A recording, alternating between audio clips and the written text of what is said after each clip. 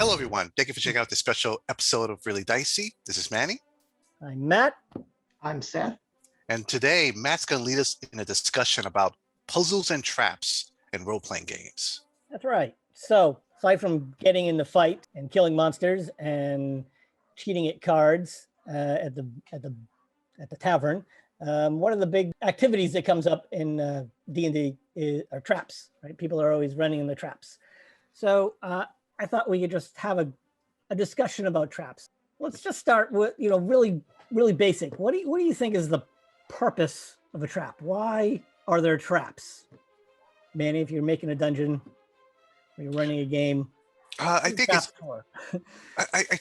you kind of need some sort of additional element in a dungeon scenario or most adventure scenarios where it's not just all fighting. You kind of want characters to use the attributes that they rolled for in some fashion, and I think that's what it is. It's an alternative to just hacking and slashing. Yeah, I think you're right. I think the original game and still a lot of D&D is dungeons, delving through dungeons, and I think the trap is something for the players to be wary of, right? So you're slowly making your way, through the dark tunnel, and there are strange carvings on the wall, and so you've got your flickering torchlight, and obviously you're looking for monsters, but you're also looking out for traps. It's something to be worried about, and it's also something to kind of think your way around. So yeah, I think it's another obstacle to put in the way of the players. Seth, what do you think about traps? Well, usually when you see a trap, you think, okay, it's guarding something. If you go to in history, the ancient Egyptians put traps in to keep out tomb raiders. Not Lara Croft. So when you see a trap, usually like, aha, I'm on the right track. There's something noteworthy on the other side of the trap. Unless you're playing with a GM who's a jerk and just puts a lot of traps and nothing on the other side, then yeah. So in a nutshell, they're put there in order to protect something valuable on the other side.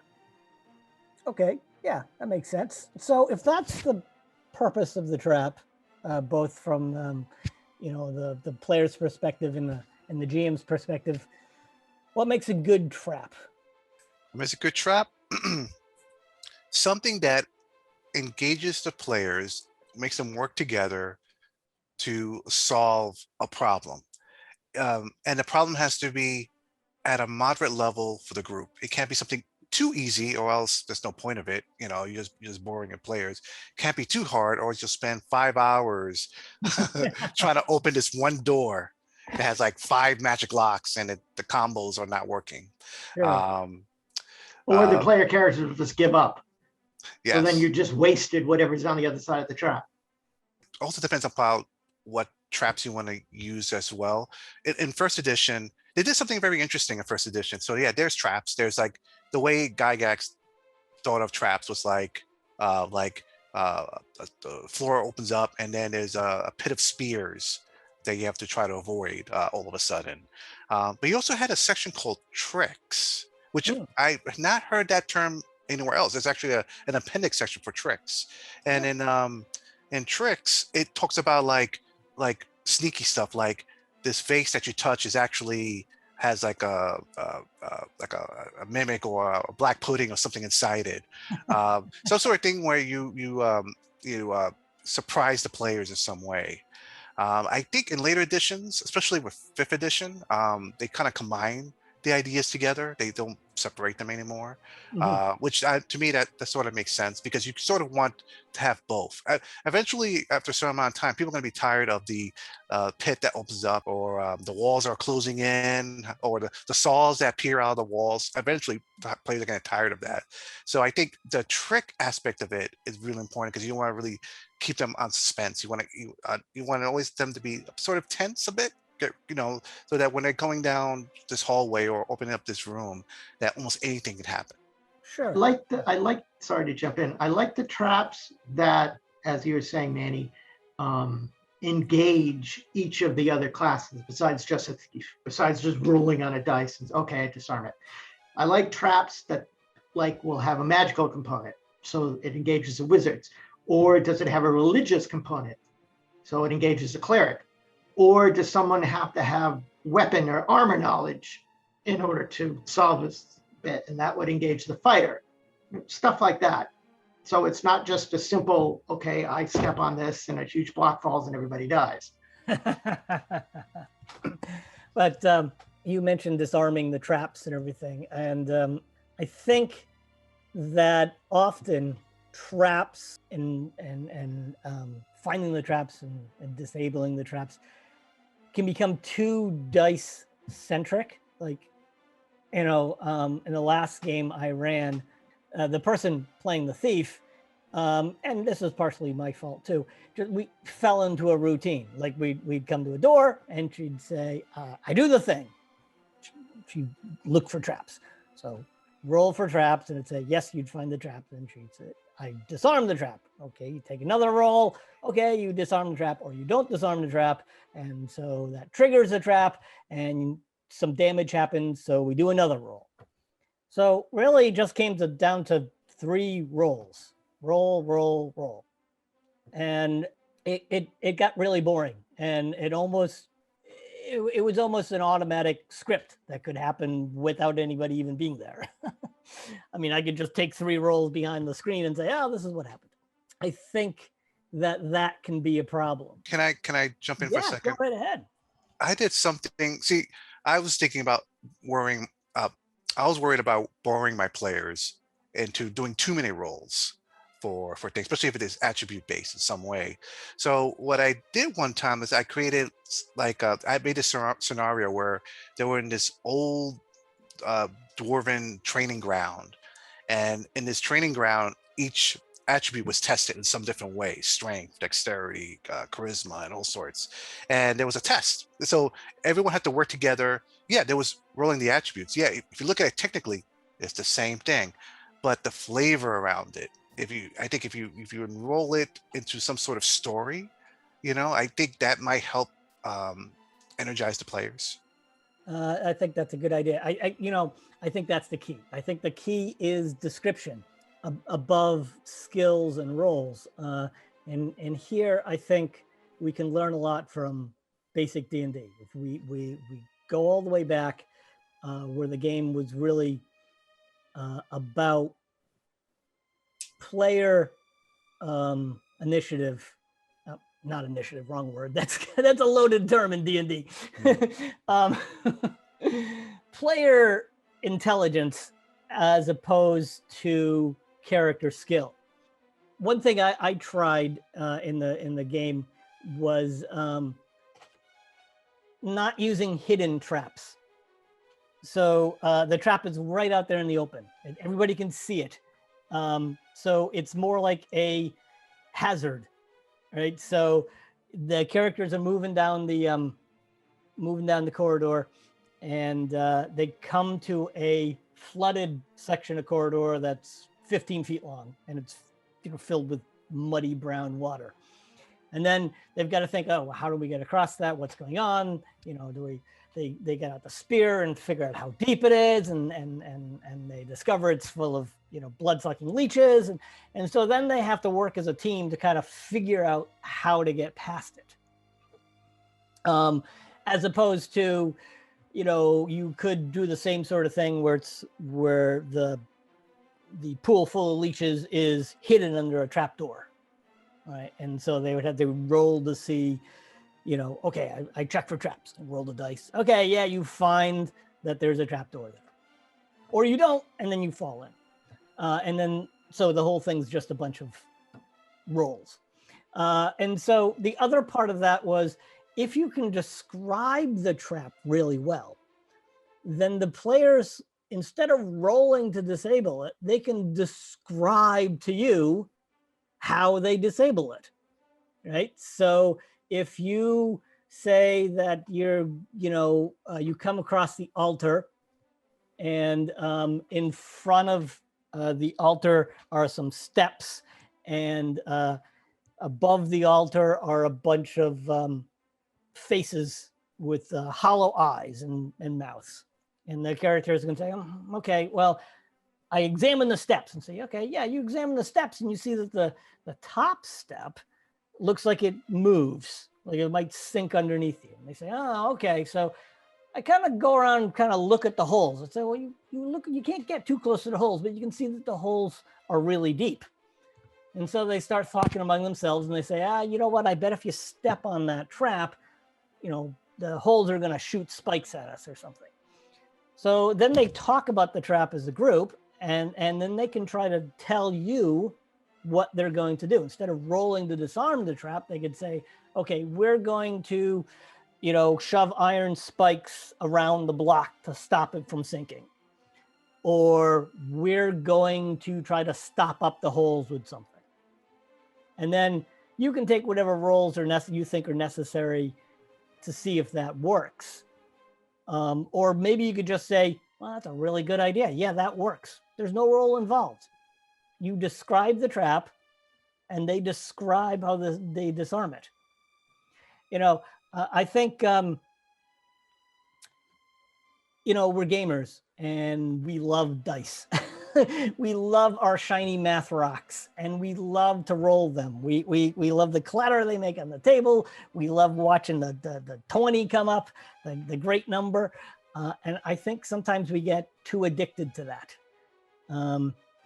And I think sometimes the game can work better without the dice, if the players can describe exactly what they're doing.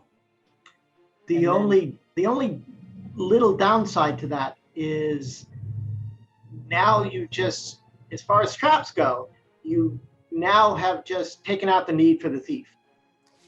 Okay, well, that's another video. I have a problem with the thief class. Actually, we were talking about that before I hit record here. Yeah, that is a possibility. So, you could still use that sort of, you could still use find remove traps if the character wants to really examine something very closely, although I'm kind of leaning towards just telling them what's there. Sorry, just to jump in, you could also say the thief has a knowledge of, as a whole, knowledge base of certain types of traps. You could have a roll to say, does this look familiar? This looks like this sort of trap, and this is how you would disarm it. Not a roll disarm it, but this is how you would go about disarming it. Or you could use the disarm roll to see how well the players do whatever they're saying they're going to do. Right. Or you could say that, you might describe a trap and you say, okay, so there's this thin little wire running across the top of the box, and you can see that it runs underneath the lip, and the thief could say, I'm going to examine that. So you could try the fine trap roll, and you say, yeah, you know what? You get under there and you look at it, you get your little mirror out and you look there and you see that both sides of the wire are connected to a little spring. So you figure out that when the tension in the wire is released, the springs are going to activate. And the thief says, okay, so I can't just cut the wire because that'll set off the trap. I'll tell you what, I'm going to hold both sides of the wire in a clamp, and then I'm going to cut the wire, but without releasing the tension. Now, the thief is trying to do something a little delicate, a little precise. So that's when you can use the disarm traps roll. You know, it's not I disarm the trap. No, tell me how you're going to disarm the trap, because I've told you what the trap is. And then if the physical action you're taking is difficult, then I can make you take a roll. If it's not difficult, I can say, yeah, you just do it. You know, in the same way that a thief or a ranger or someone gets to climb up the tree automatically, but the wizard has to take a roll to climb the tree. So you could just say, yeah, the thief is pretty good at that sort of nimble little Delicate work, yeah. Delicate work, and he can do. And he has the tools, and he has the tools for it. And he has the tools, yeah, exactly. Right. A fighter might, you know, say the same thing, saying, "Oh, it looks like there's a wire, and I'm going to do this," but he neither has the tools nor does he have the experience, the little fine detail thing. So he's going to be horrible at it. You'd have him make some sort of roll, and then you'd have to adjust that for how difficult you thought it is. But yeah.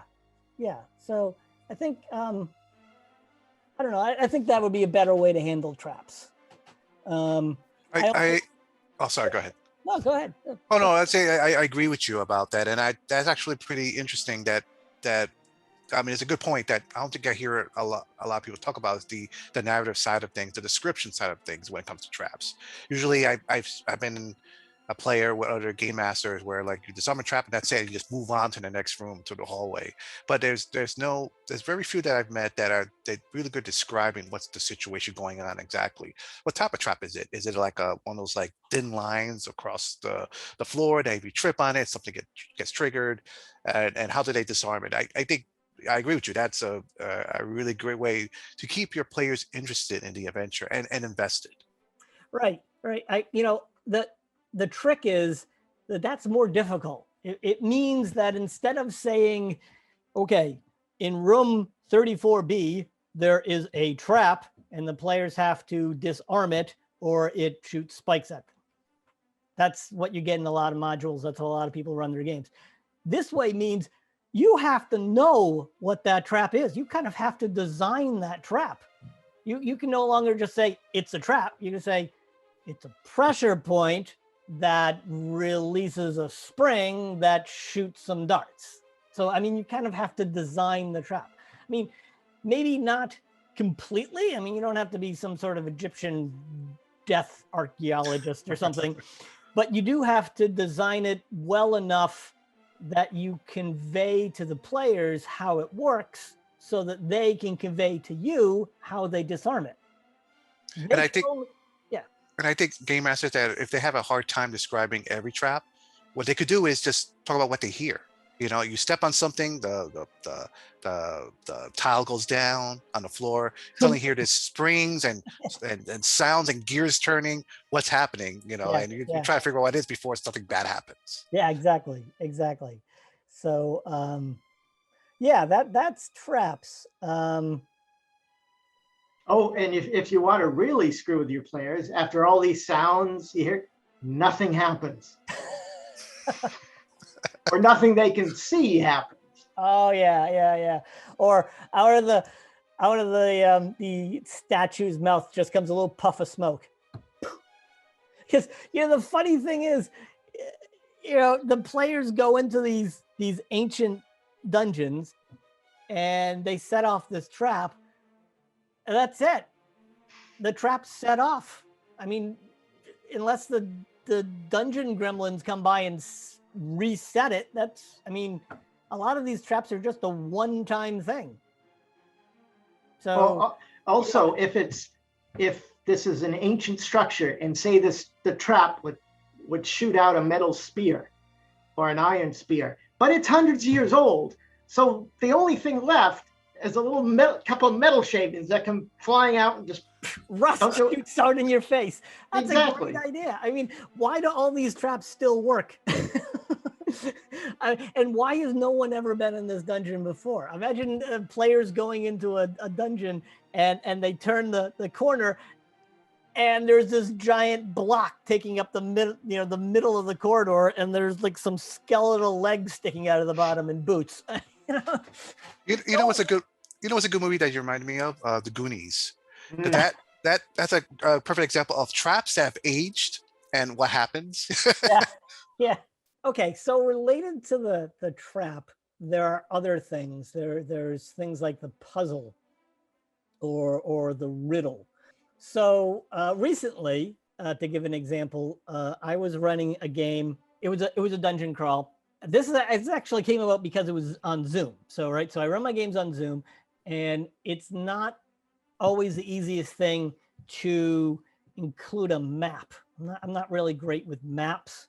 So I wanted to give the players a map telling them where to go, but honestly, I didn't want to draw one out and then scan it in and get it to them because I'm not very good at maps.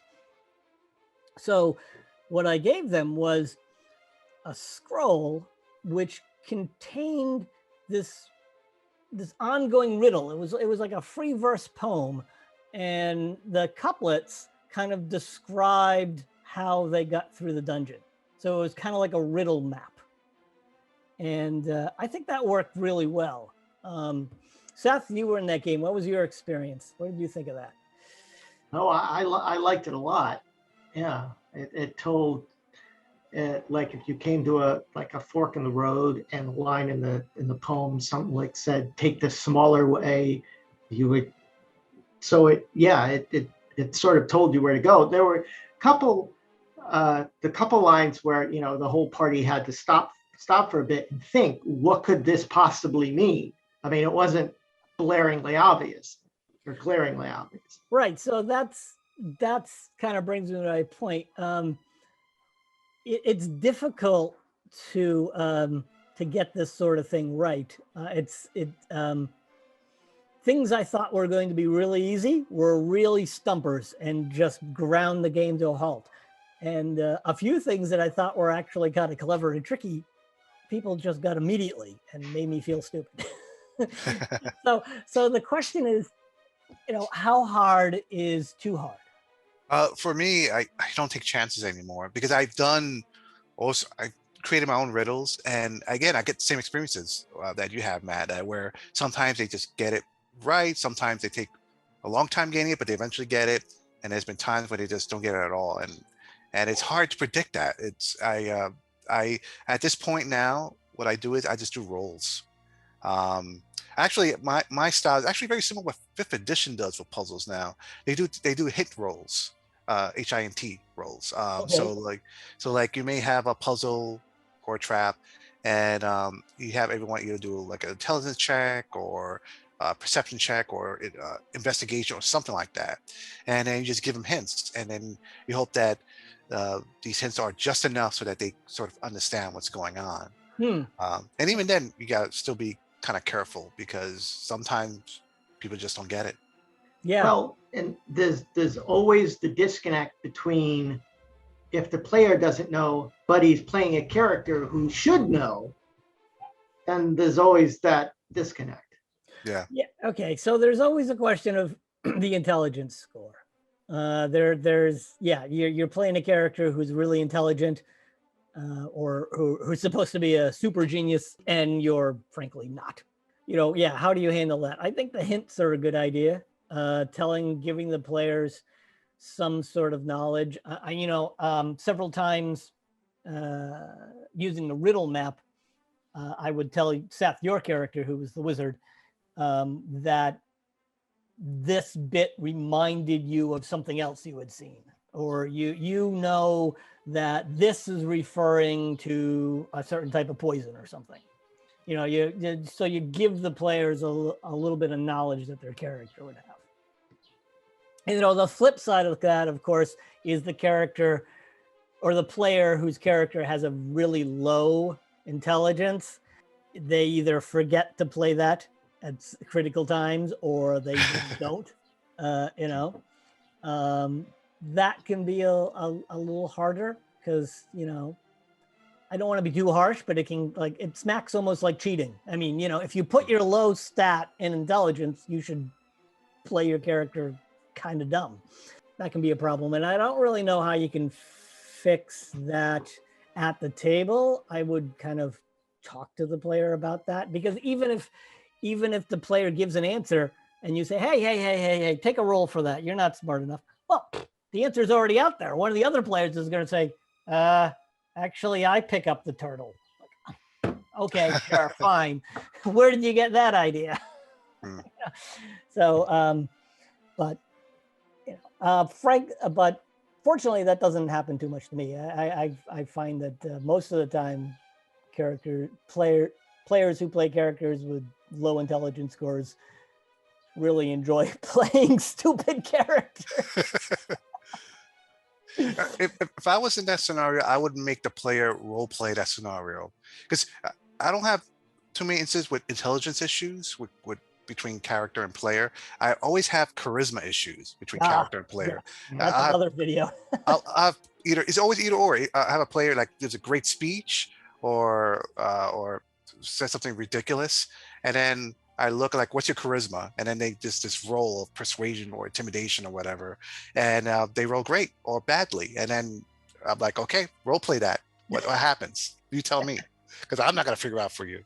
Yeah, no, that's good. That's good. Okay, so we talked about how hard is too hard, and we didn't really come to an answer because it's hard to balance. I think the answer is as long as everybody's engaged and having fun, and if they're not, I think you either have to give them some hints or give them another way to go. Maybe getting through that door isn't the only way forward. They can say, oh, you know what? We can't figure it out. Let's just go back down the corridor. There's another way we can go. Or I think you could just take the focus off the puzzle. You could say, well, while you're trying to figure it out, a bunch of skeletons come around the corner and attack you. Well, now nobody's thinking about the puzzle. Now you're having a fight, and that's exciting. So, there are different ways you can do that. But related to how hard is too hard, how cruel is too cruel? Because, I had probably one of the meanest things I ever did was I had a puzzle, which was a safe looking, a vault, like in the end of a corridor, and there were all these colored buttons, and there was a poem on the wall that made reference to the colors and everything.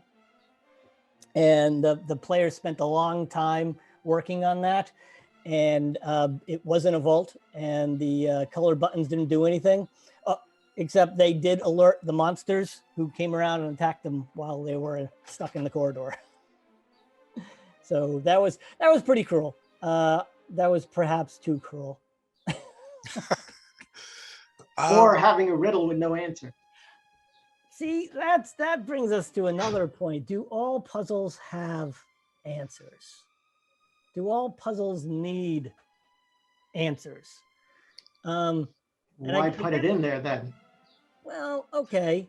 But I think puzzles should have multiple answers, but only Okay. the dungeon master knows. And I say that because I've had this situation where there was a puzzle or riddle, and I think we spent like too long on it, and I think someone rolled a dice. I give a hint, they said an answer, and then I realized, oh wait, that could be a possible answer too. That makes sense. So I said, yeah, go ahead, that's fine, that's the answer, and then they moved on. I think that's a good idea, just in case, again, if you don't want to be stuck. That's like the worst thing, to be stuck on something and then the game drags because of it. Yeah, that's true. Yep, I think Seth has a point there. Why put it in? So I guess it depends on how it's presented. If it's presented as something that clearly has an answer, then unless you're being a total jerk, it should have an answer. But if it's something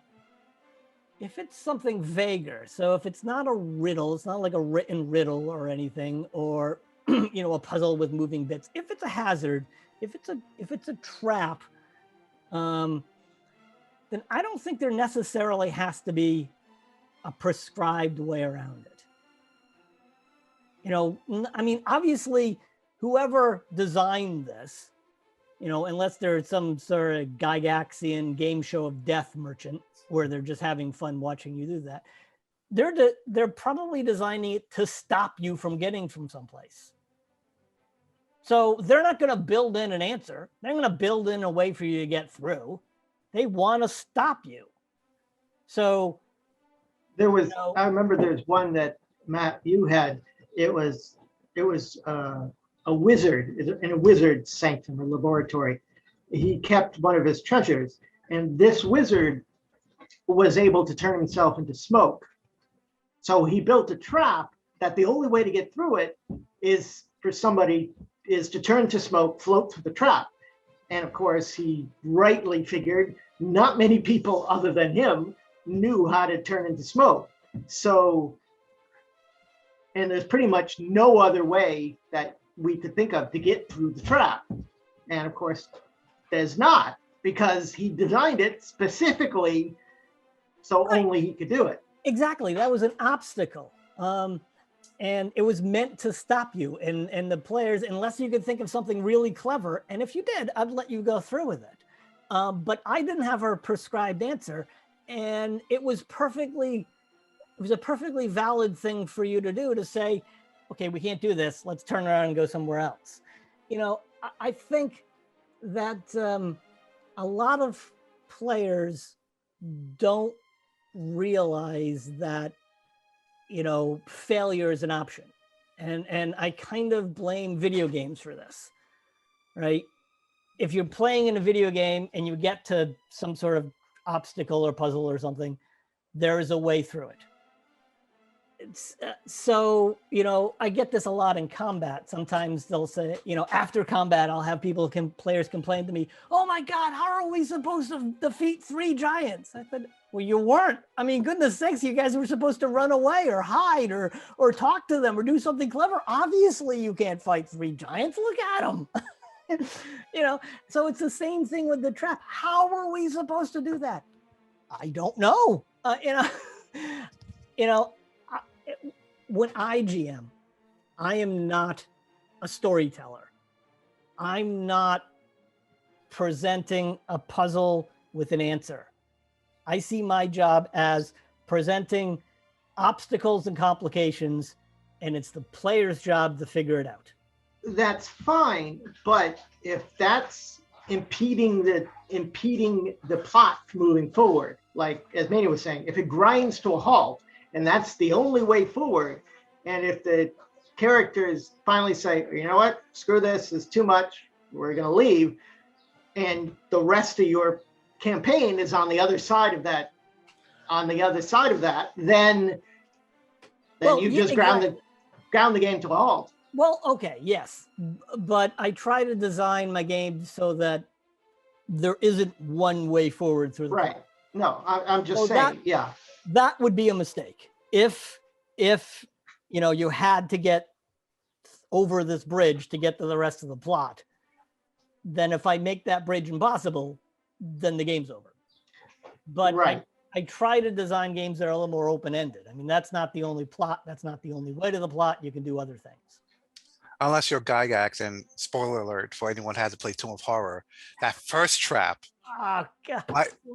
that first trap is not meant for you to it solve. It had the 3 fake entrances to a fake dungeon. Yes. Or the gem the gem of trucing that you needed to see invisible stuff was itself invisible. Yeah. Okay. So here's some good advice. Read Tomb of Horrors and don't do that. Don't do that. That's how not to run traps. Another thing show of death. Another thing you'd want to do is, if you have a hazard, put yourself in the mindset of, usually in fantasy, is usually a medieval setting. What would somebody who's a medieval fighter or a medieval thief or something like that, what would their tool set be as far as knowledge, as far as what tools they have? What could they use to get past this hazard? Now, if you put something that nobody in their right mind, from the 15th century would possibly know how to get past, then it's too difficult. Yeah, I can see that. That makes sense. Although your players aren't from the 15th century, and there's no way No. you can ask them to forget 600 years of knowledge. No, I understand it. This is more, sorry, this is more of the tool thing. Yeah, if you need certain tools and stuff that they would never have access to, meaning you can have a puzzle that you just presented, as long as in the back of your head you know of at least one way to get past it. A puzzle possibly, but not an obstacle. An obstacle, I think it's up to the players to figure out how to solve it. Well, then you just hope you have imaginative players. Well, of course. I always hope I have imaginative players. But again, like I said before, if they can't make their way past that obstacle, they can go down the other corridor and there's something down there. I mean, this isn't the only way to the plot. If I know some game masters that if, let's say, they couldn't figure a way out of a puzzle and a GM offers a different route around it, usually they'll penalize the situation by saying, okay, there's no experience for this situation, then we'll just go and pass by it.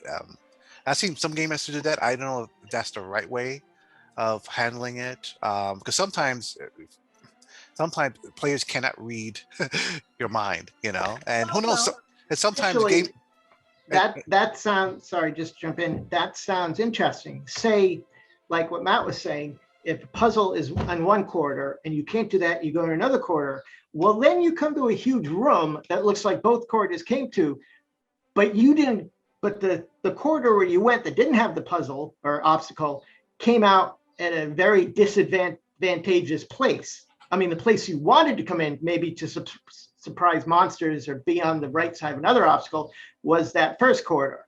But you couldn't do it, so you went to the other one. So now you're in a worse position for not having figured out that previous obstacle. So it incentivizes you to try to figure out getting around that first obstacle. But I think what Manny was saying was that you could give experience points for getting past obstacles, traps, and puzzles, and then withhold that if they don't. Right. And what I was saying is just an alternative, sort of explaining the experience in the actual role play. I think there was one situation where I had a puzzle, and it wasn't that important to the mission, but it did lead to some sort of treasure of some sort. And in my mind, I thought, okay, if they figure this out, no big deal. But if they do, I'll award them experience points as well. And they did, and I gave them a reward for that, because they worked together, kind of like an escape room, which those are fantastic. Those are so much fun to be in. But yeah, they just worked together and they solved it. And that's always a great feeling, I think, as a game master, to like when players get together and they work and they beat something that you designed in a very satisfactory way. One thing we didn't discuss, but it's that I know in the early editions, thieves and assassins can set up traps themselves. Good point. And rangers could do it in wilderness. That's a good wilderness point. Traps. That's a good point. Yes, it is possible for the players to set traps and kind of turn it on its head. Now, I like that. Now the players are thinking about describing the trap and everything. Yeah. So I think that can go the same way. You want the players to describe, not just, I make a trap. No, describe the trap. What kind of trap is it? Does it set off an alarm? Is it a tripwire? Yeah, the better they can describe the trap, the better it works, unless it's some sort of Rule Goldberg mess. And again, you could have possibly, if they describe something that's really difficult, you could have them take rolls to make that. I would just go with the disabled trap, because it's really just the same thing reverse. It's the same. It's the same sort of precise work. I would just say, okay, give me a disabled trap roll. Or maybe the player characters are working for the Mad Wizard and have to design all the traps for his dungeon. Oh, there you go. That can be a lot of fun. You build a dungeon. I don't have too many players that make traps anymore, except in situations where they're trying to find like emergency lodgings in a dungeon or someplace dangerous. Yes. And then Yes. I asked them, okay, all right, so you secure a place, but it's still armies of skeletons roaming around. What do? You can't just sleep comfortably. So that's when that idea of setting up traps around some sort of alarm system so that if anything comes in, they'll know. Yes. And then that's a good way to have them described. Because a lot of times I look at the scenario, I'm like, all right, you're gonna set up traps. Explain to me how, because to me it makes no sense. So Yeah, they have to you have to convince me as a game master, like, all right, how you set it up. And then most times they do. And if it seems like sort of logical to me, I won't fight it. I'll say, all right, just make your rolls, and if you do it, you're fine. So yeah. I think, I think if we want players to describe things, we have to describe things as game masters, and we also have to reward them for describing things. And I think the best reward is if they describe something that really makes a lot of sense and is within their character ability. I think we should really consider just saying, yeah, you do that. That works. No roll. You don't have to do that. You're setting up a tripwire with little bells on it. Yeah, you can do that. That's fine. That makes sense. You do that. I think there can be an over reliance on rolls and things.